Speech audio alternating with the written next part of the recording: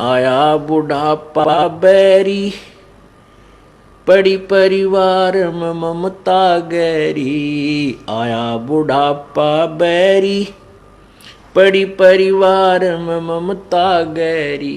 पोता ब्यालो या मन में रहरी, हेली करवा जो खड़ी, रहेली करवा जो खड़ी। हेर नर दोख दोख लुट गया आगी अंत गड़ी। बुढ़ापे में क्या सोचा है बुजुर्ग? देखो पोता पोती हुए पाछे बच्चे सारा कमांड संभाल लेते हैं और उसके पास कुछ नहीं रहता, केवल आशाएं इच्छाएं रह जाती हैं। तो क्या सोचता हो बूढ़ा कि भगवान पोता ब्याह लो, इस ये पोता मेरा ब्याह आ जाए मेरी आंखों के सामने, बस आनंद काया हो जाए और एक हवेली बना दूं। वर्तमान के शब्दों में कोठी, एक कोठी और बना दूं और उस बुढ़े की कोई सुने नहीं, ना बालक माने ना पोते सुने, पर उसकी अपनी वह सेक चिल्ली वाली कामना खत्म नहीं होती।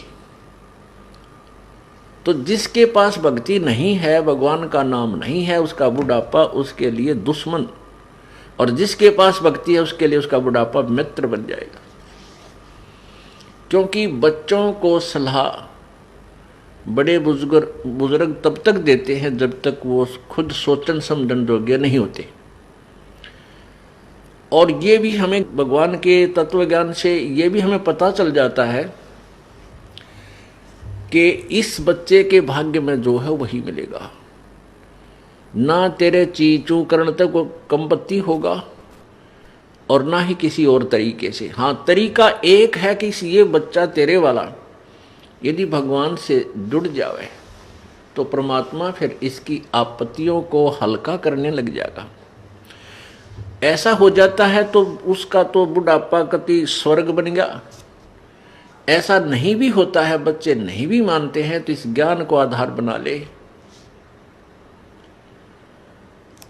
अपनी भक्ति में बाधा नहीं आने दे। बच्चे युवा हो जाते हैं और बाल बच्चेदार हो जाते हैं तो वो बालक नहीं रहते, वो बहुत सोच समझ के कदम उठाते हैं। लेकिन बुजुर्ग ने सोचा है बूढ़ा कि ये नाश करेगा, बस युवाड़ यहाँ काम बिगाड़ेगा, मेरी मानता नहीं। अपने समय में जैसे बचपन था हमारे, जब उस समय कुछ और माहौल था, और तरह की व्यवसाय था। अब इस उम्र में हम 68-60 साल के हो गए, 58 वर्ष के, अब कितना परिवर्तन हो गया। अब हम बच्चों को उस अपने पुराने हिसाब से सेट करा तो कैसे होंगे? हमारी सोच तो 50 वर्ष पुरानी है।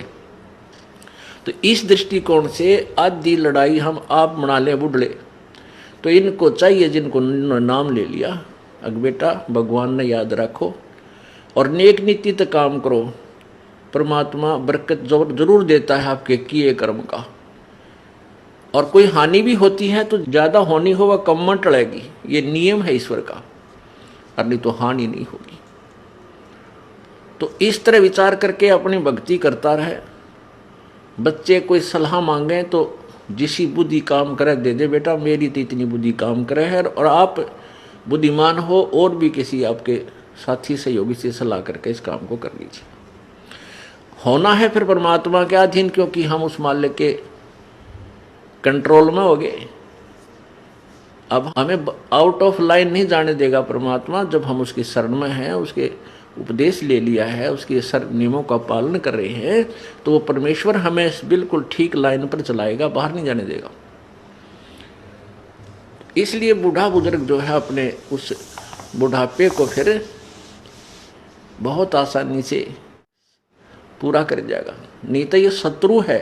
आया बुढ़ापा बैरी, जितना वृद्ध होता जाएगा, क्योंकि 2 बेटे 2 बेटी, फिर उनका 2-2 3-3 संतान है।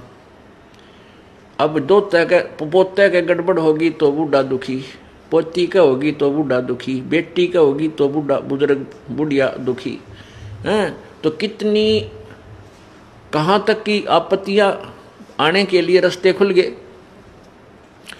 और भगवान की भक्ति में जुट जा खूब डट के, और फिर ये भी होगा कि राम नाम पर जुड़ गए तो निश्चिंत हो गए, जो नाम पर नहीं लगे हैं तो संतोष हो जाएगा, भाई अपना कर्म मिलेगा बच्चे को, थोड़ा दुख होगा घना नहीं होगा।